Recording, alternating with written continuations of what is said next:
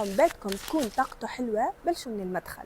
الانترنس، مدخل هو أول مكان تدخل منه الطاقة الإيجابية، عشان هيك لازم نهتم فيه كتير. أول شي عن طريق الإضاءة القوية والطبيعية تعطيكم أول ما تدخلوا positive vibes، بس ركزوا تكونوا موزعة صح وما يكون فيها شادو كتير قوي.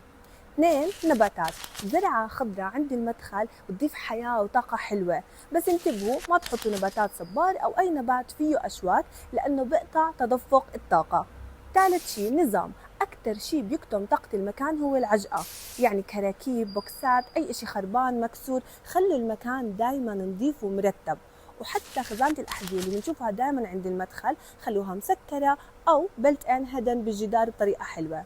واخر شيء المراي وجودها كتير حلو اساسي عند المدخل، بس انتبهوا ما تحطوها قدام الباب مباشرة، حطوها على اليمين على الشمال بعيد شوي عن الباب عشان ما تعكس الطاقة لبرا.